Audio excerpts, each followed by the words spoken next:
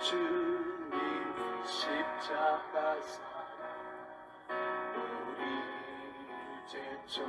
제촉하시네. 오늘 들고 예루살렘 향해 일어나 너 거침없이 나아가라. 영원한 요한복음 2장 22절 말씀을 중심으로 부활을 통한 믿음에 대해서 말씀을 드리도록 하겠습니다. 첫째는 전도하러 우리가 가보면 보이지 않는 것을 어떻게 믿을 수 있습니까? 예를 들면 하나님을 내한테 한번 보여줘 보세요. 그러면 내가 믿겠습니다. 그리고 또 어떤 사람은 아니 천국은 내가 한 번도 가보지도 않았다는데 천국이 있다고 하는데 어떻게 그걸 믿을 수 있나요? 가보지도 않았는데 천국을 어떻게 믿을 수 있냐? 이제 이런 이야기들을 많이 합니다.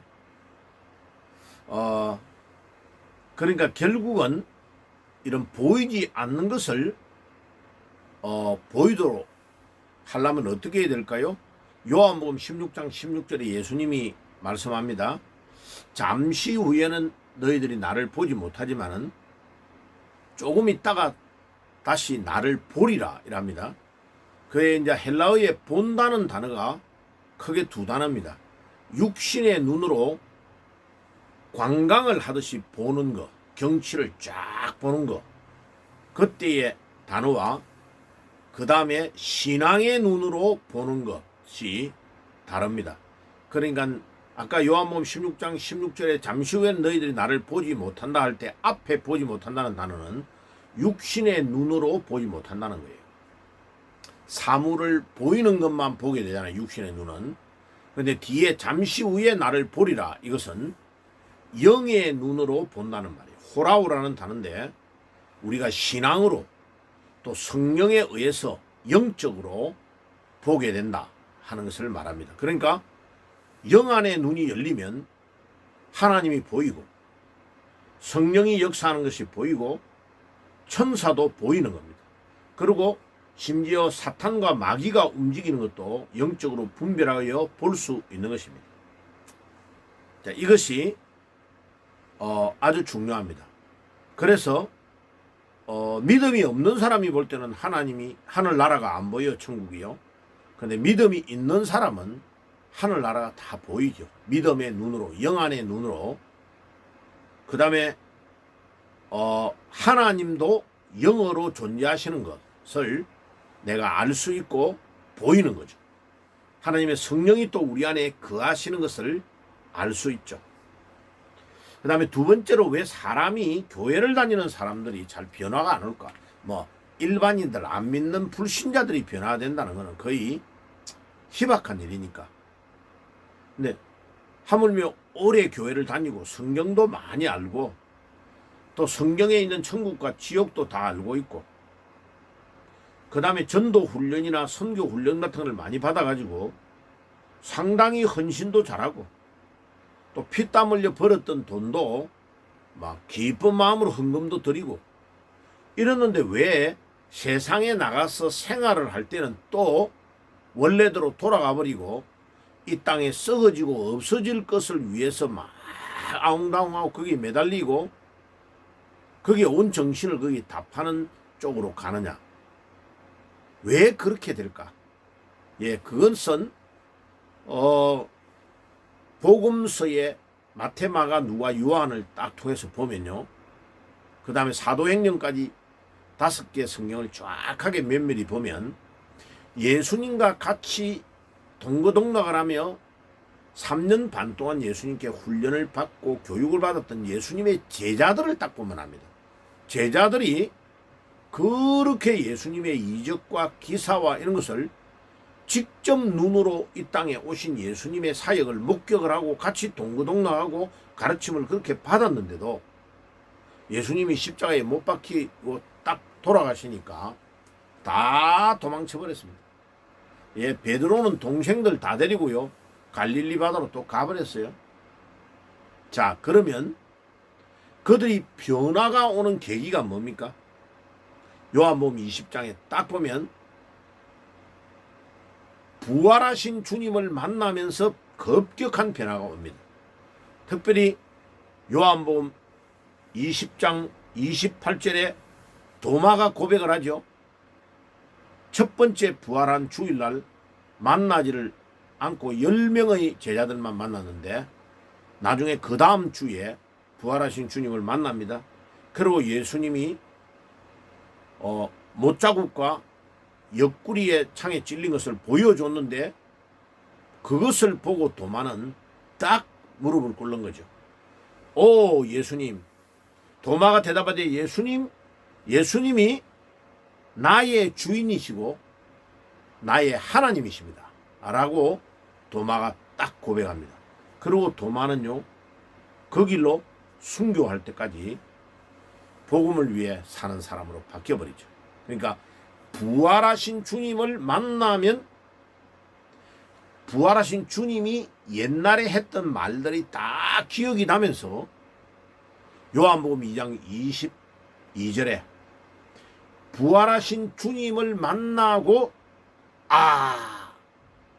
성경이 다 열려버리는 거죠. 순식간에 부활하신 주님을 만나고 그분이 이때까지 말씀했던 말이 다 기억나면서 이것 때문에 이렇게 말씀하셨구나 하는 깨달음이 예수님이 하신 말씀도 다 깨달음이 와버리는 거죠.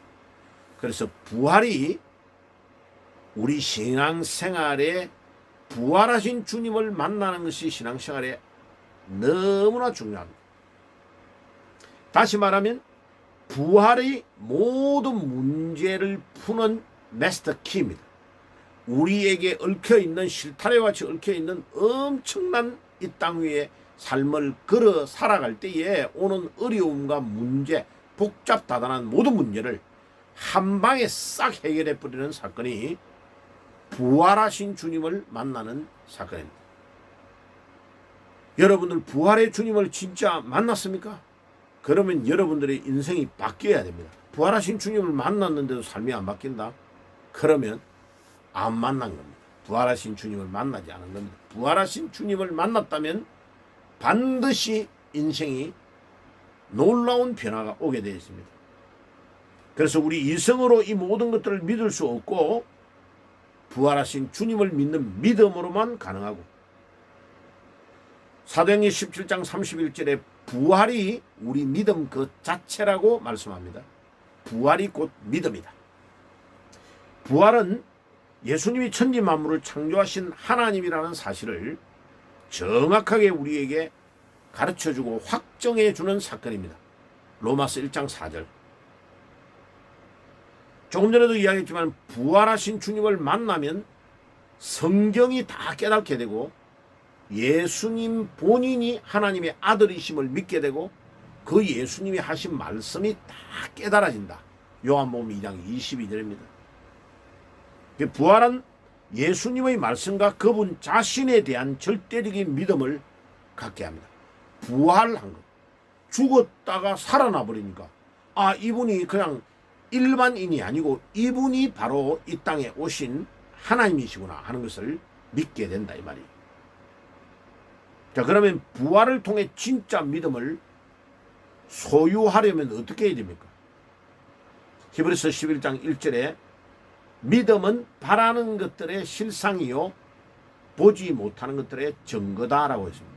바라는 것들의 실상이다. 우리가 호프 이렇게 되게 해주세요라고 바라는 건데 그 바라는 그것이 눈으로 보이게 substance 실상이 나타난다 이 말이에요. 그리고 보이지 않는 것들을 하나님을 신뢰하고 뚜벅뚜벅 걸어가면 하나님이 우리에게 에비던스 증거를 주신다는 것입니다.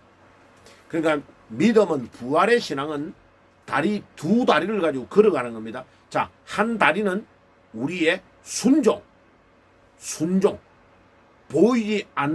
보이는 것은 순종하고 뚜벅뚜벅 걸어가는 거예요. 그러면 서브스턴스, 실체가, 실상이 딱 나타나는 거예요.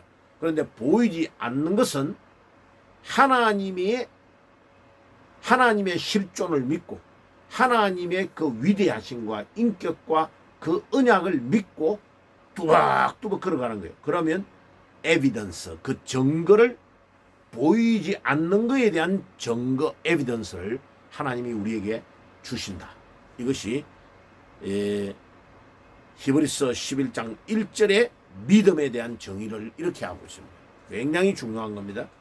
두 다리로 순종, 신뢰, 순종, 신뢰 가는 데마다 기적이 일어날 줄 믿습니다. 이 부활의 신앙이 있는 자는 순종, 신뢰, 순종, 신뢰 이 균형이 되는 믿음이 있어야 되는 것입니다. 그러니까 이단으로 빠지는 사람의 공통점은 뭐냐면 이 두 개의 신뢰와 순종, 맹목적으로 따라가 버린단 말이에요. 하나만 가지고 틀린 것을 판단 안 하면 안 되는 거예요.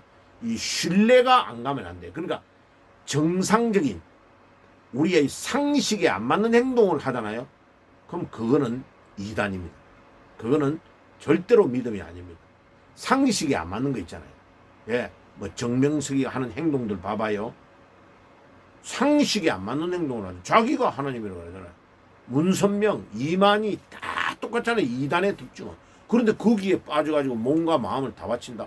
그럼 그 사람 본인에게도 결정적인 문제가 있는 거예요. 이단에 빠지는 것은. 그러니까 신앙은 균형입니다. 균형. 다리에 한 다리가 딱 고장이 나쁘면 쩔뚝쩔뚝 하든지 걸어가지 못하잖아. 그죠? 목발을 짚어야 되잖아. 정상적인 사람은 뚜벅뚜벅 걸어가는데 하나도 걸어가는 게 부담이 없잖아요. 예. 보이는 것은 순종. 그러면 서브스턴스, 실상이 나타나고 보이지 않는 것은 신뢰. 하면 하나님이 에비던스, 증거를 우리에게 주신다.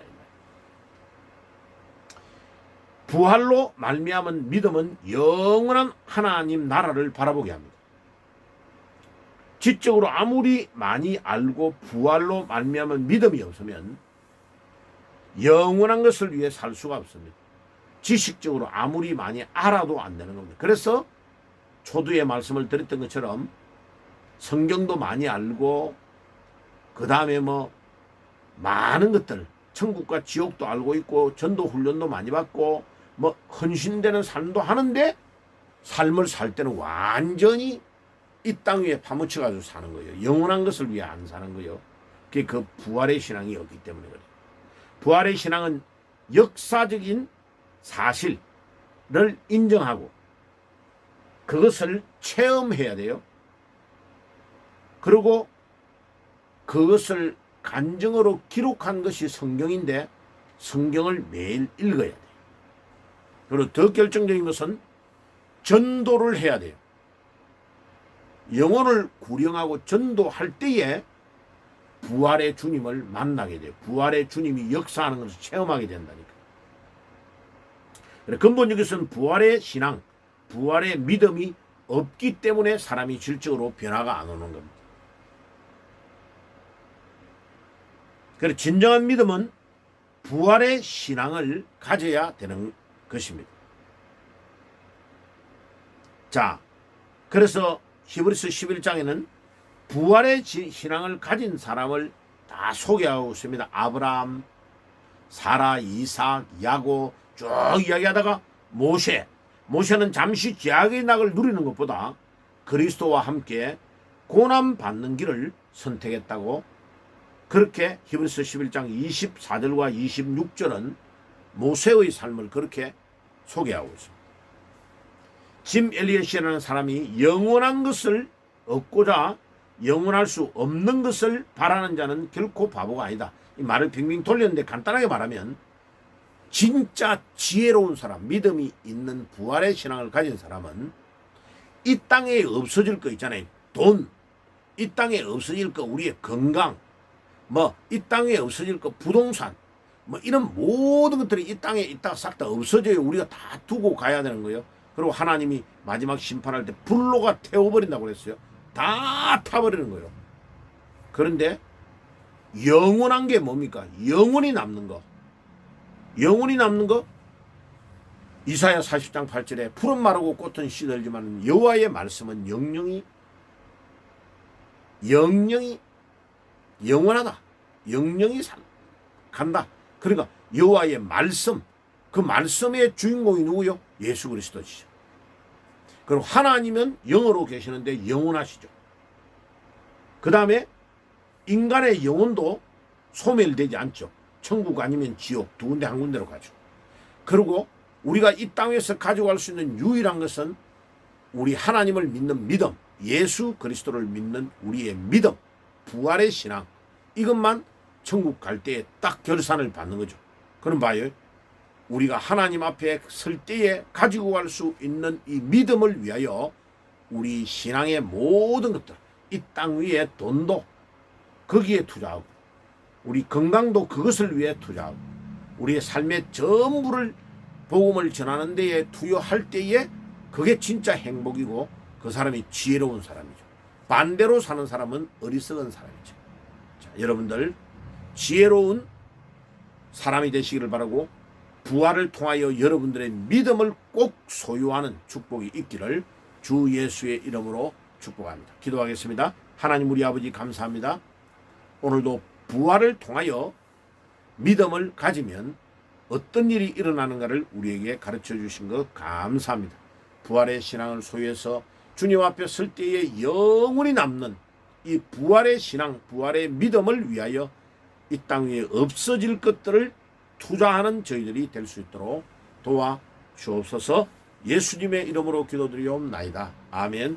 지금은 우리 주 예수 그리스도의 은혜와 하나님 우리 아버지의 사랑하심과 성령님의 교통하심이 오늘도 부활의 신앙을 가지고 영원히 남는 것을 위하여 내 삶을 집중하며 투자하기를 소원하는 모든 주의 백성들 머리 위에 지금부터 영원까지 항상 함께 계실지어다.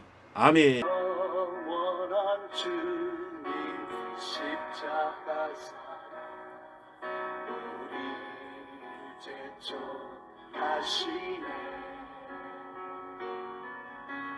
복음 들고 예루살렘 향해 일어나 너 거침없이 나아가라.